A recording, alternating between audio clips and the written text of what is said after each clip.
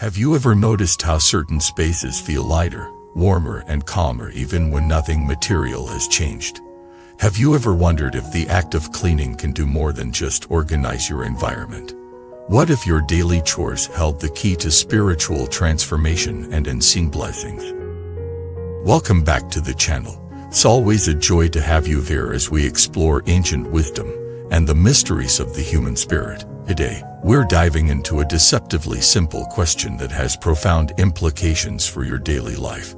Can chanting while cleaning really change your home's energy? And if so, how? You might be surprised to learn that yes, chanting a simple Buddhist phrase while cleaning not only transforms your external environment, but reshapes your inner world as well. Turns an ordinary task into an extraordinary offering. The broom becomes your scepter, the mop becomes your mantra, or house becomes your temple. We often think of merit as something earned through grand acts, donations, retreats, pilgrimages, but Buddhism teaches us that every action, no matter how mundane, carries karmic potential when done with mindfulness and intention. Cleaning your home while chanting isn't just productive, it becomes a spiritual practice, a ritual, a doorway. Let's explore why. First, consider what your home really is. It's not just a place where you eat, sleep, and store your belongings. It's an extension of your mind. Your emotional state reflects in your living space, and vice versa. Clutter at home, cluttered thoughts, dirty floor, muddy emotions. But when you treat your space with respect, when you purify it with loving attention and sacred sound, you're not just cleaning surface, you're cleansing energies. Imagine this. You wake up early, the world is still quiet. You light some incense, open the windows, and begin sweeping. As the broom glides across the floor, you softly chant Namo Amichetvo or Om Mani Padme Hum, or any sacred phrase of your devotion. With each stroke, you're not just removing dust, we're dissolving karmic residues. We're not just wiping away dirt, you're releasing emotional heaviness. Your body is moving, your breath is steady, and your voice is creating a frequency of light. That's more than cleaning. That's alchemy. Let me tell you a story.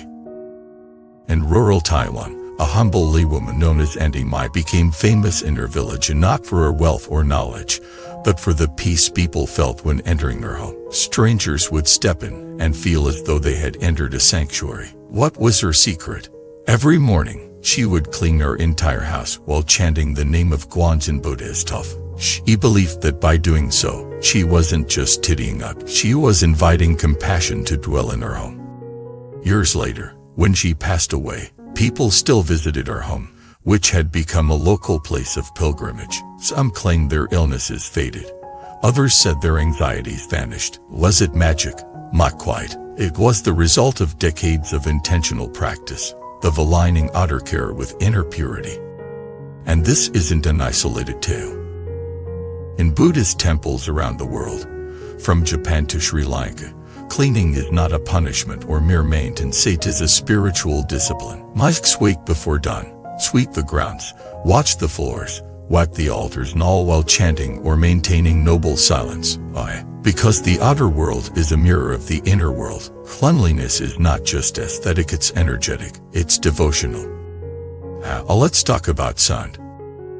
Sound is one of the most powerful tools in spiritual practice. It bypasses the intellect and speaks directly to the subconscious, to the self, to the soul. When you chant while cleaning, the vibration of your voice permeates the walls, the floor, the objects. Everything absorbs that frequency. Even water, as Drive Masaru Emoto's research showed, responds to human intention and sound. Imagine what your chant-infused cleaning water is doing, not just physically, but energetically. Over time, your home becomes a charged field, a place where negativity dissolves quickly, where guests feel safe, where your mind naturally calms down.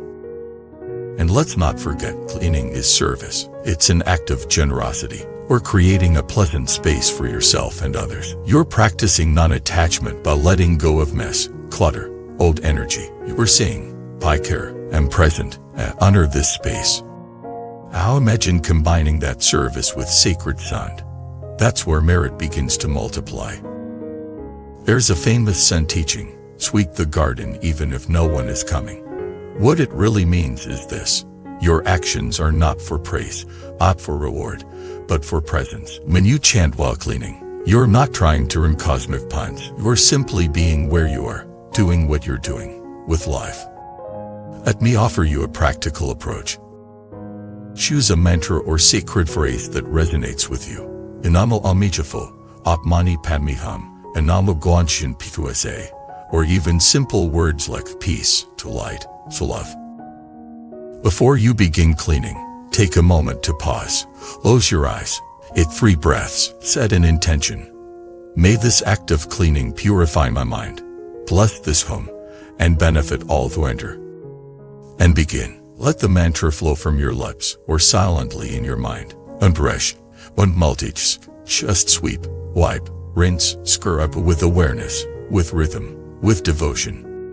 You might find that what once felt like a chore now feels like prayer. You may begin to notice subtle shifts. Your mood lifts, your mind clears, conflicts at home diminish, or sleep improves. Guests linger longer, children feel calmer, air feels lighter, the light feels brighter. Because you've created an energetic temple. And this temple becomes your refuge, and not just in times of peace, but especially during chaos. I know a mother of 3 who told me this practice saved her sanity. Overwhelmed by housework, she began chanting while folding laundry, washing dishes, sweeping floors. He said that changed everything. No longer resented the chores, started feeling grateful for the chance to care. A house became my ashram. So what's really happening here? Infusing mundane acts with mindfulness and mantra, you collapse the divide between sacred and secular. You begin to live your practice. Not just think about it. You sanctify time. You awaken joy and stillness. You turn your life into liturgy.